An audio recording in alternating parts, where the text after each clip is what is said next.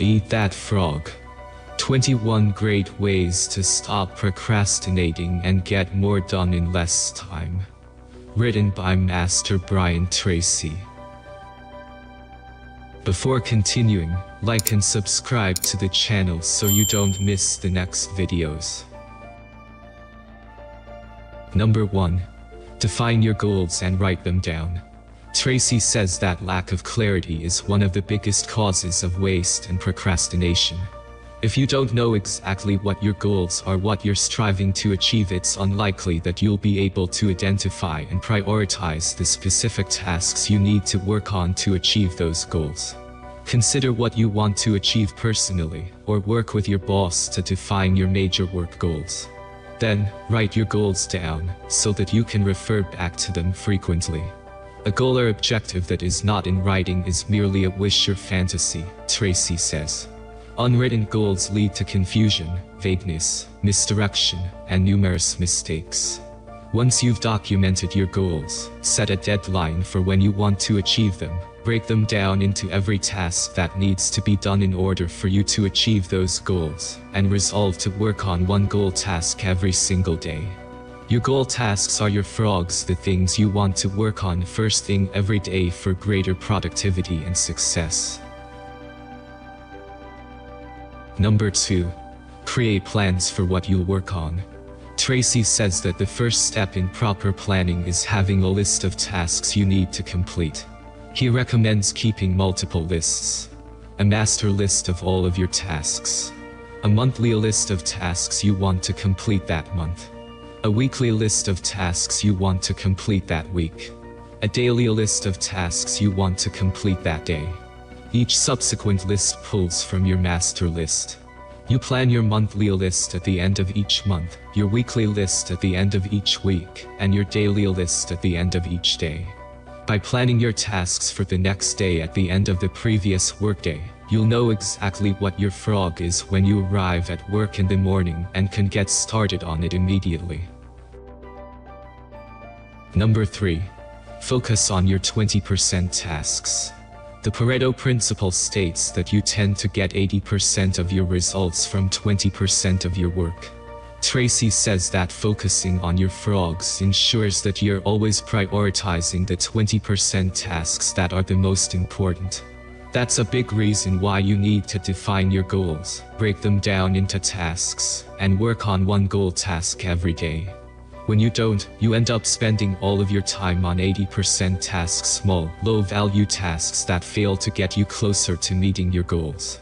A big part of making sure you're always working on 20% tasks is prioritization. Your master list of tasks will be ever-changing, so take time to prioritize to make sure you know which tasks will provide the most value. Number 4. Think long-term to make better short-term decisions. Another prioritization method that Tracy recommends is to ask, what are the potential consequences of doing or not doing this task? It's easy to think that you need to complete everything on your to-do list. But the reality is that some things simply don't need to be done. Other things are better delegated to others. If you question the consequences of not doing a to-do before you start on it, it not only makes it easier to find your frogs, but it also makes it easier to find time-wasting tasks that are better deleted from your list or delegated to someone else. Number 5. Procrastinate on purpose. Everyone procrastinates, Tracy writes. The difference between high performers and low performers is largely determined by what they choose to procrastinate on. Procrastination is usually considered a bad thing, but the reason it has a negative connotation is that we typically procrastinate on our frogs.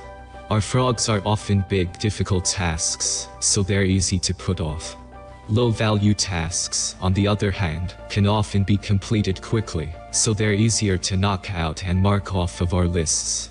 Instead of procrastinating when it comes to your frogs, Tracy recommends procrastinating intentionally on your 80% tasks. For example, an old boss of mine once mentioned that he ignored emails from people asking questions they could easily get the answers to themselves.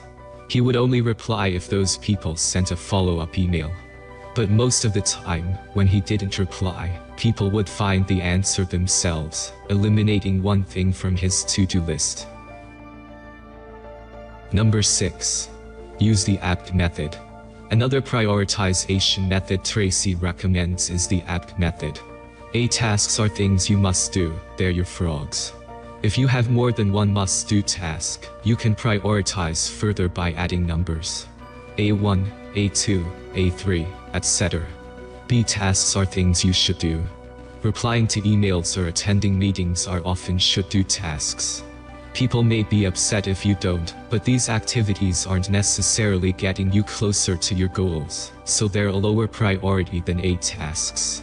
C tasks are nice to dose. You probably want to do them, but there are no consequences if you don't.